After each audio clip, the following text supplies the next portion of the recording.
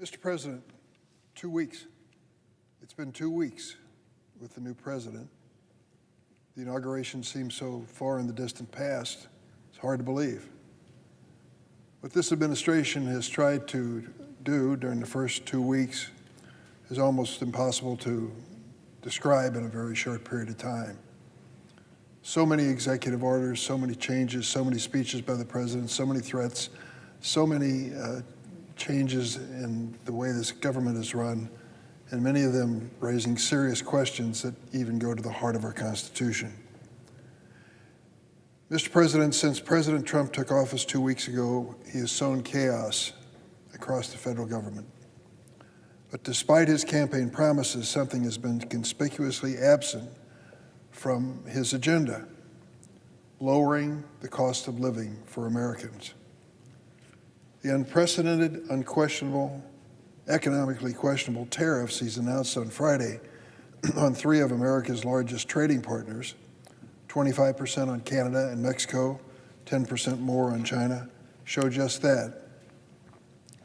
I said to my staff when they handed me a copy of this speech, which was written this morning, there have been some developments during the course of the day when it comes to Mexico, at least a postponement of the imposition of tariffs on Mexico for a month. Canada is still a work in progress, as far as we know. Despite campaigning on a promise of lowering prices, these tariffs will not do that. They'll do just the opposite. American families will find things more expensive. Don't take my word for it. The U.S. Chamber of Commerce said that tariffs will, quote, only raise prices for American families and upend supply chains. That's the Chamber of Commerce. The National Association of Manufacturers said, ultimately, manufacturers will bear the brunt of these tariffs, undermining our ability to sell our products at a competitive price and putting American jobs at risk. The president himself even admitted that these economic measures will cause pain for many American families. Trade between my home state of Illinois and Canada and Mexico are essential to the strength of our economy. More than 1 out of 10 workers in Illinois works toward the export market. Illinois is the 4th largest exporter state in the nation. And what are our first and second largest export markets? Canada and Mexico. As a result of these tariffs the president is proposing, working families will feel the pain. These tariffs will drive up costs for manufacturers, they'll disrupt our supply chain, and they've already inspired retaliatory tariffs, which American consumers will feel at the store.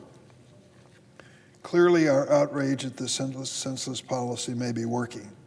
Today, the president announced he'll delay the tariffs with Mexico for a month. I'm glad to hear that. But let's be clear about one thing. Unless you are a tech billionaire or you're helping someone to get rich through the crypto market, the president does not care about making your life better. He only cares about enriching himself at the expense of everyday Americans. So when you wonder why the stock market is dipping, when the price of eggs and potatoes goes up at the grocery store, when your oil change is marked up, know that it was because of a policy of the new president who's been in office for 2 weeks.